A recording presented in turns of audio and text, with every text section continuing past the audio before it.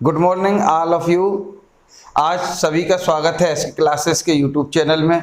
सभी बच्चों को, सभी अभिभावकों को और समस्त मित्रों को स्वतंत्रता दिवस की हार्दिक शुभकामनाएं। और आज हम सभी ये प्रण लें कि हम अपने देश को एक बार फिर विश्व गुरु बनाएंगे और गणित इसमें सबसे महत्वपूर्ण भूमिका अदा करती है। इसलिए मुझे उम्मीद है कि आप लोग गणित शिक्षण में विशेष ध्यान देंगे, मेरे साथ जुड़ेंगे और विभिन्न तरीके की कैलकुलेशंस आप आसानी से सीखते चले जाएंगे। तो बच्चों, आज हम लोग जो लाभ हानि का हमारा टॉपिक चल रहा था उसका पार्ट 2 लेके आए हैं। आज इससे संबंधित हम लोग सवालों को पढ़ने वाले हैं। एक बात और कि आप लोग चैनल को शेयर जरूर करिए अपने मित्रों से भाई, ताकि ज़्यादा से ज़्यादा सब्सक्राइबर जो हैं वो बढ़ें और हमारी क्लास लाइव फॉर्मेट में चलना शुरू हो जाए, जिससे कि आप लोगों को लाइव क्लास देखने का मौका मिले और तुरंत ही अपने प्रश्न पूछने का मौका मिले, जिससे हमारी क्लास और रोचक और महत्वपूर्ण हो जाएगी। और आप लोगों से एक और निवेदन है कि पढ़ाई को सिस्टमेटिक बनाइए भाई। पढ़ाई को एक रजिस्टर, जैसे हम रजिस्टर मेंटेन करिए, उसमें सवाल लगाइए। जो सवाल मैं आपको क्लास में ऑनलाइन पढ़ा रहा हूँ वो लगाइए। इसके अलावा जो नहीं पढ़ा रहा हूँ, जो किताबों में दर्ज हैं वो लगाइए। यदि वो सवाल आपसे नहीं बन रहे जो किताबों में लिखे हुए हैं तो आप मुझसे पूछिए। सभी माध्यम आप लोगों के लिए खोले हैं, चाहे आप कॉल से पूछिए, चाहे आप मैसेज से पूछिए और चाहे आप इसी के नीचे कमेंट बॉक्स से पूछिए। तो चलिए बच्चों, आज की क्लास शुरू करते हैं। आज हमारा बड़ा पावन पर्व है, आज स्वतंत्रता दिवस है। तो बड़ा गौरवशाली क्षण कि आज हम स्वतंत्रता में खुली हवा में सांस ले पा रहे हैं, गुलाम नहीं हैं। तो इसी स्वतंत्रता के साथ, इसी स्वच्छंदता के साथ, क्योंकि आज हम गुलाम नहीं हैं तो आज स्वच्छंद हैं, स्वतंत्र हैं, पढ़ना शुरू करते हैं। और देखिए क्लास में कौन सा प्रश्न आपके सामने है। एक व्यक्ति ने एक वस्तु 25% हानि पर 6,750 रुपये में बेची। यदि वह 15% लाभ में वस्तु बेचे तो विक्रय मूल्य क्या होगा। देखो, सबसे पहले गणित को जरा थोड़ा सा कठिन वे में मत लिया करो। ये मत सोचा करो कि गणित बहुत कठिन है। गणित आपकी सोच के अनुसार है। आप सोचेंगे तो सरल है, आप सोचेंगे तो कठिन है। मैं आपको भरोसा दिलाता हूं कि आपको केवल सोचने की जरूरत है और आपका सवाल हल हो जाएगा। देखो, एक मैं बिल्कुल लैंग्वेज से इस सवाल को हल कराता हूं, फिर हालांकि आपको इसमें ट्रिक भी बता दूंगा, तो आप चाहे ट्रिक से लगाएं चाहे लैंग्वेज से लगाएं, कोई प्रॉब्लम नहीं आने वाली। यहां देखिए, वो कह रहा है एक व्यक्ति ने एक वस्तु 25% हानि पर 6,750 रुपये में बेच दी। यदि 15% लाभ पर बेचता तो विक्रय मूल्य क्या होता। तो एक बात आप समझ लीजिए, इसने कहा कि पहले हानि हो गई। तो जब परसेंटेज की जब भी बात होती है और कोई कहे कि कितना परसेंट पे हानि या लाभ हुआ है तो वह 100 पे होता है। जब 100 पे बात ही करनी है तो मान लो 100 रुपये थी, 100 रुपये में हानि कितने की होगी, 25 की, अर्थात बचे कितने, 75। भाई 100 रुपये थे, 100 में आपकी 25, 100 में से 25 की हानि हो गई तो बचा कितना, 75। अर्थात 100% में से 75% ही बचा। अगर वो 75% की वैल्यू आपकी 6,750 रुपये है कि नहीं। तो वो कह रहे हैं कि अगर 40% लाभ होता, अब देखिए ये हानि हुई है तो 75 बच रहा। अगर 100 पे 40% लाभ हो जाता, लाभ हो जाने का मतलब एक्स्ट्रा मिल जाना है, तो कितनी हो जाती वैल्यू, 140। मतलब सीधा सा फंडा है, हमें 75 की वैल्यू दी हुई है और 140 की वैल्यू चाहिए। दो तरीके के हैं, एक तो 75 से 1 निकालो, फिर 1 से 140 निकालो। एक तो ये तरीका है 75 से 1 और 1 से 140। दूसरा तरीका ये हो सकता है कि हम क्या करेंगे कि भाई 75 से निकालेंगे 5, 75 से क्या निकाल लेंगे, 5 निकाल लेंगे। जब 15% का लाभ हो रहा है, जब 15% का लाभ हो रहा है तो यहाँ हो जाएगा 115।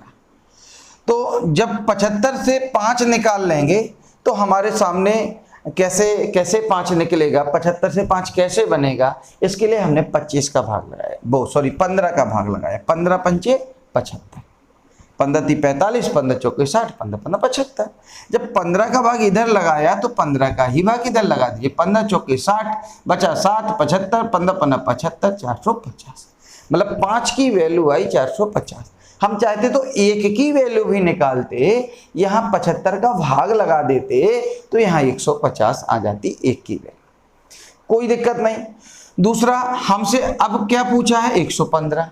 अब 5 में किसका गुणा करें कि 115 आ जाए, तो भाई 23 × 5 बराबर होता है 115, अर्थात 450 × 23। तो 23 × 5 115 हासिल 11, 23 चौके 92 और 11 हो गया 103, ये 0 रख दिया, अर्थात नया विक्रय मूल्य हो गया 1350। ये आंसर हो गया आपका। देखिए हमने कोई सूत्र नहीं लगाया, कोई ट्रिक नहीं लगाई, हमने केवल एक साधारण समझ का प्रयोग किया। ये देखा कि भाई उसने 75% का घाटा लगाया, मतलब उसने अपने 25% का घाटा लगाया, मतलब उसने 75% पे वस्तु बेच दी है, तो 75% की वैल्यू थी। बाद में वो कह रहे हैं कि 15% का प्रॉफिट ले लो। जब 15% का प्रॉफिट लेने की बात हो रही है, मतलब 100 में 15 ऐड हो गए, मतलब 115 की वैल्यू चाहिए। अगर ऐसे नहीं आप लगाते तो इसी सवाल में आप ये कह सकते थे कि 1 बराबर, जब 1 की वैल्यू आती तो ये आ जाता बटे 75। अब कैसे काटते हम लोग, तो दोनों तरीके हैं कि इसको किस संख्या से काट दें भाई, 25 से काट दो, 25 × 75, 25 × 2 = 50, बचे 17 है, 125 × 150, 25 × 7 175, 0, 3 में 27, 3 में 27 और ये आपका 90 आ गया। जब ये 90 आ गया तो अब देखिए कि 115 की वैल्यू पूछी है तो क्या होगी, 115 × 90, तो गुणा कर लीजिए, 9 × 5 = 45, 9 × 1 = 9 × 4 = 13, हासिल 1, 9 × 1 = 9 × 1 = 10 और ये 0, मतलब 10,350 रुपये उसका विक्रय मूल्य आ जाएगा। ये इसका तरीका रहा। दूसरा तरीका एक ट्रिक के द्वारा हो सकता है, वो देख लीजिए कैसे हो सकता है कि नया विक्रय मूल्य बराबर पुराना विक्रय मूल्य गुणा 100 ± दूसरा प्रतिशत। प्लस माइनस इसलिए लगा दिया मैंने कि अगर लाभ हुआ है दूसरी बार में तो प्लस और हानि हुई है तो माइनस, और इधर 100 ± पहला प्रतिशत। ये क्यों बनता है ये भी अगर जानना है तो समझिए कि जैसे मान के चलो पुराना वैल्यू ये, अगर इसमें हम परसेंटेज के वीडियो, परसेंटेज की क्लासों को याद करें तो मैंने कहा था कि हमें पुरानी वैल्यू चाहिए या नई वैल्यू चाहिए। तो देखिए पुरानी वैल्यू चाहिए, पूर्व की वैल्यू चाहिए, इसमें 75% घाटा हुआ है, तो जब पूर्व की वैल्यू चाहिए तो पूर्व की संख्या हमेशा 100 होती है, वो ऊपर रखेंगे और बाद की वैल्यू 75। ये तो पुराना उसका क्रय मूल्य बन गया। और जो क्रय मूल्य बन गया इस पे हमें प्रॉफिट कमाना है, तो प्रॉफिट बाद की बात आ गई, अर्थात बाद की वैल्यू चाहिए। तो बाद की वैल्यू के लिए क्या करेंगे कि 100 में वो जो प्रॉफिट हो रही है वो जोड़ देंगे, तो 15% की हो रही तो 115 और पूर्व की वैल्यू 100 बटे में हो जाएगी, इससे एक कट जाएगा तो बचेगा 100 प्लस दूसरा प्रतिशत और बटे 100 प्लस पहला प्रतिशत, या घाटा हो रहा है हानि हो रही है तो माइनस, तो इसलिए ये सूत्र बनता है। इसको जब आप लगाएंगे तो डायरेक्ट इस प्रकार से लग जाएगा कि आपकी संख्या हो गई ये 100 प्लस दूसरा प्रतिशत क्या हो रहा है 15% लाभ, मतलब 100 प्लस 15 115, पहला प्रतिशत क्या हो रहा है 75% हानि, मतलब 100 माइनस 25 बराबर 75। सॉरी बार बार 75 बोल दे रहा हूँ, 25% हानि है और 75 बच रहा है। अब यहाँ पे हम क्या करेंगे भाई, काट दीजिए, किससे काटते हैं 5 से काट दीजिए। जब 5 से काट देंगे या 25 से काट दो, जिससे भी काटना हो, 25 थी 75, 25 से ही काट दिया मैंने, 25 दूनी 50, 17 बच्चा, 25 × 150, 25 7 175, 0, 3 से और काट दिए, 3 9 27, 90 × 115 आया, मतलब क्या होगा 10,350 रुपये। ये उसका नया विक्रय मूल्य हो जाएगा। तो ये तो पहला सवाल था हमारा। इसी से मिलता जुलता एक सवाल मैं और बता देता हूँ कि यदि एक व्यक्ति ने एक वस्तु, कुछ भी वस्तु है, कोई ट्रैक्टर है, कुछ भी मान लो, जो है वो 25% हानि की जगह मैंने लिख दिया कि लाभ पर खरीदा, कितने में? 20,000 रुपये। और यदि उसने 40% लाभ पर बाद में बेचा, मतलब 25% पर खरीदा था, पहले 25% पर बेचा था, फिर दोबारा उसने वो डील कैंसिल कर दी और उसकी जगह पे नई डील की, और नई डील में उसने उसी वस्तु को जो उसने पहले 25% लाभ पर बेची थी, अब उसने 40% लाभ पर बेच दी। मतलब पहली वाले जो डील थी उसको कैंसिल कर दिया, अर्थात पहले वाला जो डील है वो पूरी तरह कैंसिल हो जाएगा। हमें फिर से क्रय मूल्य की तरफ जाना पड़ेगा। तो देखिए, जब ये सवाल है तो हम क्या करेंगे, सूत्र से लगा देंगे नया विक्रय मूल्य, नया विक्रय मूल्य बराबर पुराना विक्रय मूल्य। सूत्र नीचे लिखा था, लिख चुके हैं, मैं डायरेक्ट लिख दूंगा। पुराना विक्रय मूल्य क्या हुआ? 20 गुणा 100 प्लस दूसरा प्रतिशत, 100 प्लस, चूंकि लाभ ही हुआ है 100 प्लस 40, और पहली बार भी लाभ हुआ था तो 100 प्लस 25, क्या हो गया? 20,000 गुणा 140 बटे 125। अब क्या करें भाई, अब भाग दीजिए, 25 पंचे 125, 25 पंचे 125, यहाँ 25 अट्ठे 200, 25 को 100, 25 अट्ठे 200, 8 बार चला गया। फिर 5 से काटो, 5 एकम 5, 5 छक्के 160, 160 गुणा 140, 14 छक्के 84, हासिल 8, 14 एकम 14 और 8 क्या हो गया? 22, 2 जीरो हो गया, अर्थात 22,400 रुपये उस वस्तु का नया विक्रय मूल्य होगा। ये आंसर हो जाएगा। तो इस टाइप के प्रश्न अगर आपके आते हैं तो आप बड़े आसानी से कर सकते हैं। एक और नए प्रश्न की तरफ हम लोग चलेंगे है। तो देखिए, रमेश ने अपना स्कूटर पहले 20% हानि पर सुरेश को बेचा, फिर सुरेश ने दिनेश को 10% लाभ पर बेचा, और दिनेश ने रहीम को 15% लाभ पर बेचा। यदि रमेश ने स्कूटर 10,000 में खरीदा था तो बताइए कि रहीम ने स्कूटर कितने में खरीदा। मतलब अंतिम विक्रय मूल्य यहाँ पर पूछा जा रहा है। तो शुरुआत पर आ जाइए और एक क्रमबद्ध तरीके से बढ़ाते जाइए और आगे बढ़ते जाइए, आपका आंसर आ जाएगा। कैसे? देखिए, रहीम या अंतिम मूल्य, स्कूटर का अंतिम मूल्य क्या होगा? देखिए, सबसे पहले तो ये 10,000 का खरीदा गया था। कितने का खरीदा गया था? 10,000 रुपये का खरीदा गया था। जब 10,000 का खरीदा गया और इस पे 20% का घाटा हुआ, जब 20% का घाटा हुआ तो बताइए कि सुरेश ने कितने में खरीदा था? तो 20% घाटा होने पर इसने 80% में ही खरीदा था। तो तुरंत यहाँ लिख देंगे 20% का घाटा हुआ तो 80/100। फिर एक और प्रश्न आगे बढ़ गया कि इसने इतने में खरीद तो लिया, लेकिन इसने 10% का प्रॉफिट लेके फिर से बेच दिया। जब 10% का कोई प्रॉफिट लेगा तो 100 पे 10 लेगा, मतलब उसके लिए वह 110 की वैल्यू रखेगा। 110 कितने पे? 100 पे। इसका भी प्रॉफिट हो गया। अब एक नए व्यक्ति को बेची जा रही है, इस बार वस्तु 15% लाभ पर बेची जा रही है। लाभ मतलब 100 से ऊपर जाएगा तो हो गया 115/100। सॉल्व करिए, 0 से 0, 0 से 0, फिर 0 से 0, 0 से 0, एक और 0 से एक और 0, ये हो गया।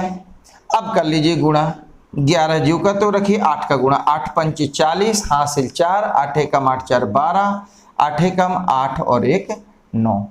देखिए 8 का गुणा इसमें किया और डायरेक्ट कर सकते थे, 8 गुणा 100 800, 15 8 120, 800 और 120 हो गया 920। इसमें 11 का गुणा करेंगे तो देखिए ये भी सीधे सीधे हो सकता है। 10 का गुणा करेंगे 0 बढ़ जाएगा, 1 का गुणा करेंगे 920 में जोड़ देंगे। एक तो ये तरीका है, दूसरा गुणा कर लीजिए, 0 11 दूनी 22, हासिल 2 11 99 और 2 101।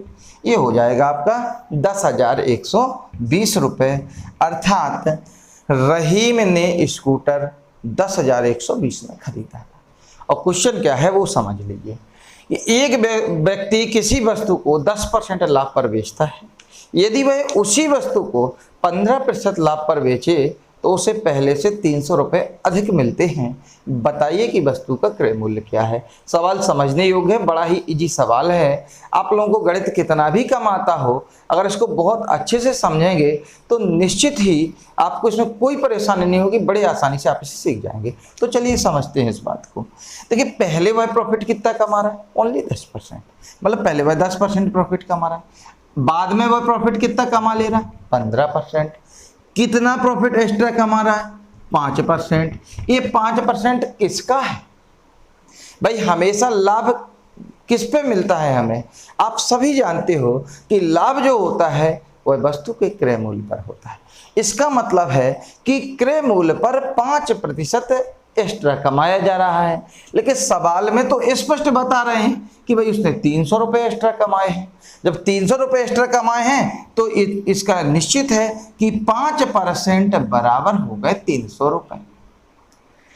अब क्रय मूल्य की बात हो रही है तो क्रय मूल्य पूरा 100% होगा। देखिए, इतनी बात आपको आने लगी होगी, नहीं तो तरीका ये रहता है 5 से पहले 1% निकालो, तो 5 छक्का 30, 1% बराबर 60, फिर 100% बराबर 60 गुणा 100 मतलब 6000।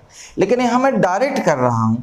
अगर 5 का 100 बनाना है तो मैंने 20 का गुणा किया। जब मैंने यहाँ 20 का गुणा किया तो यहाँ भी 20 का गुणा किया, तो 100% बराबर 3 दूनी 6, 2 जीरो ये 1 जे, तो कुल कितना हो गया? 6000 रुपये। अर्थात वस्तु का जो क्रय मूल्य था वो 6000 रुपये था। अगर कठिन लग रहा हो तो आप मुझे कमेंट बॉक्स में कमेंट करिए, मैं आपको फिर बताऊंगा। मुझे बार बार बताने में कोई प्रॉब्लम नहीं होती, ना ही मुझे इससे खींच होती है। बस आप लोग पूछिए, मैं आपको बताता चलूँ। नेक्स्ट क्वेश्चन पे हम बात करते हैं। इसी फॉर्मेट में क्वेश्चन पे बात करते हैं। थोड़ा सा कुछ बच्चे कहते हैं कि समझ में नहीं आया सर, बहुत बेकार लग रहा है गणित से तो हम बहुत डरते हैं। तो उन बच्चों के लिए मैं थोड़ा सा रिपीट कर करके 1-2 क्वेश्चंस को पढ़ा देता हूं, और जिससे कि आप लोग सीख पाओ। तो एक प्रश्न और देखते हैं कि कोई व्यक्ति वस्तु को 10% लाभ पर बेचता है, और मैंने इधर कर दिया कि 10%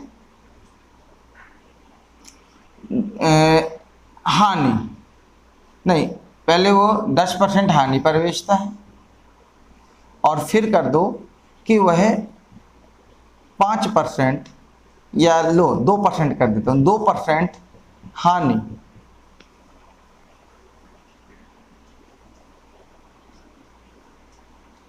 पर बेचे तो 400 रुपये अधिक प्राप्त करता है। वस्तु का क्रय मूल्य बता। देखो, यहां फिर समझने की बात होगी।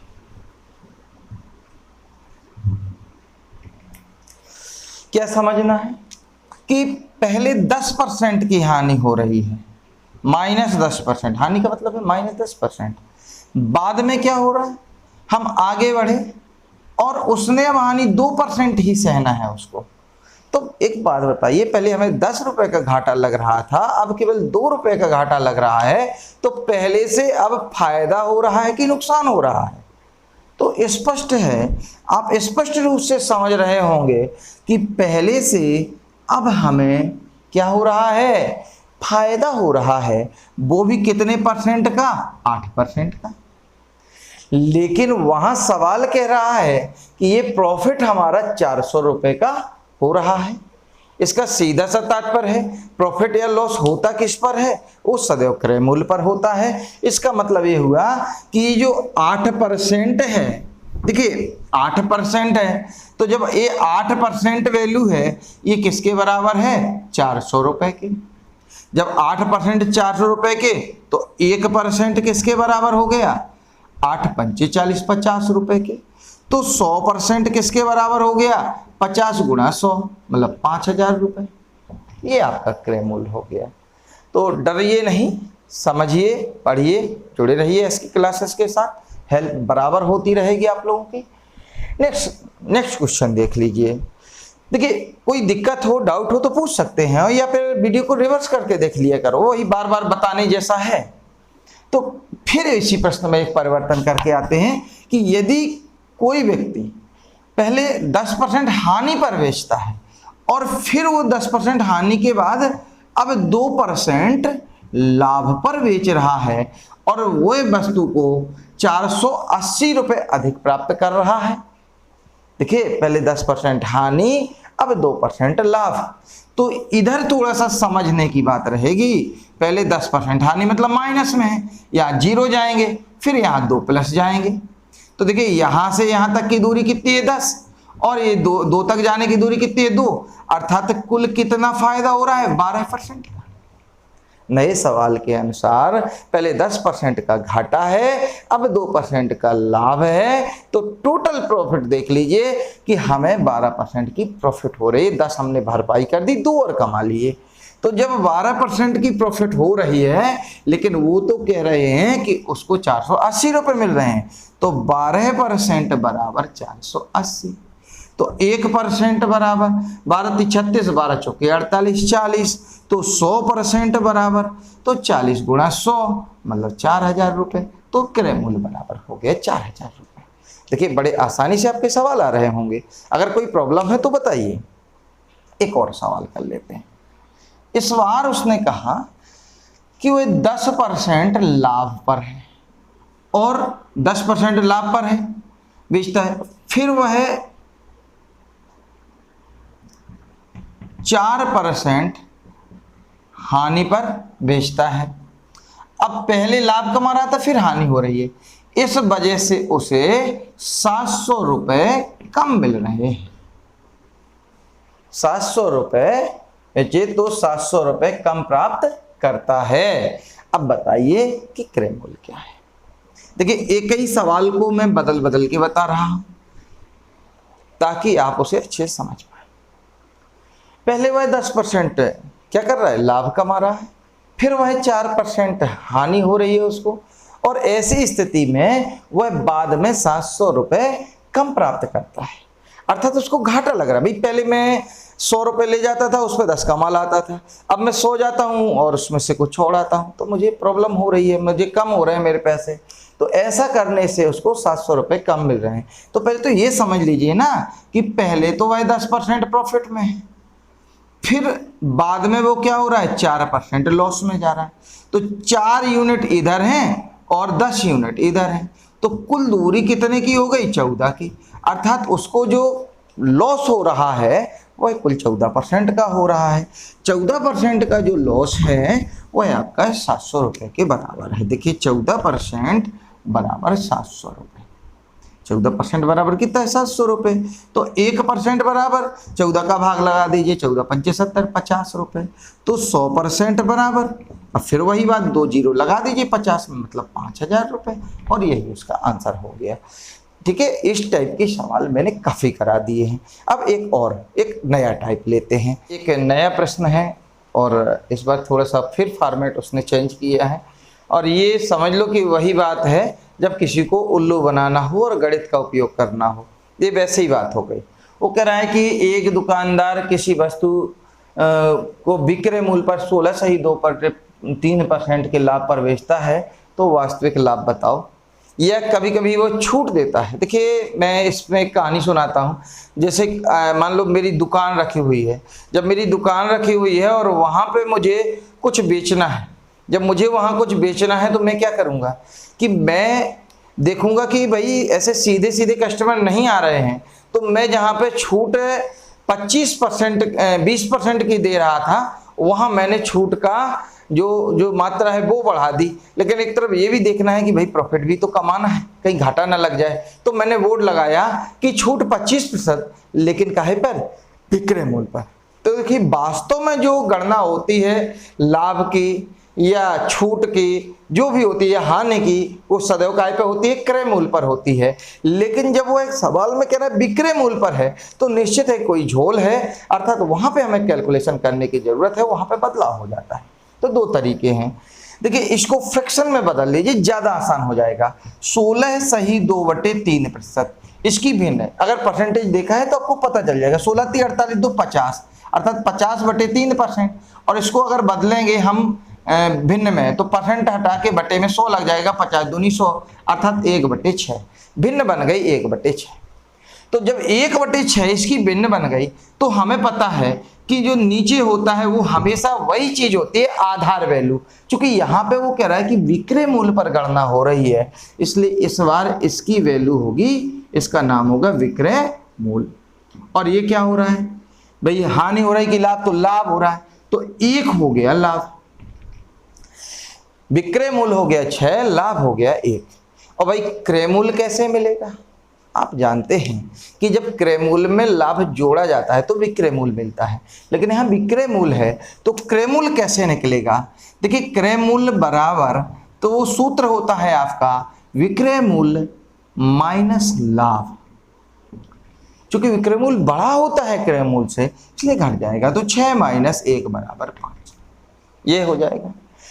जब यहां हम पहुंच गए, देखिए यहां हम पहुंच गए तो हमें क्या देखना है कि वास्तविक लाभ बताना है। तो वास्तविक लाभ प्रतिशत बराबर, वास्तविक लाभ कैसे, हमें पता है वास्तविक लाभ तो 1 है, लेकिन कितने पर है? वास्तव में उसने 5 पे कमाया है, लेकिन हमें बेवकूफ बनाने के लिए उसने बताया था कि 6 पर 1 का लाभ है। भाई उसने 6 रुपए की वस्तु बेची जिसमें उसका 1 लाभ जुड़ा हुआ है, तो यहाँ पे बात समझने वाली थी। वास्तविक लाभ पूछा है, मतलब क्रय मूल्य पर पूछा है, तो हो जाएगा 1/5, और 1/5 का मतलब होता है परसेंटेज की बात करेंगे तो ये आ जाएगा, अर्थात 20%।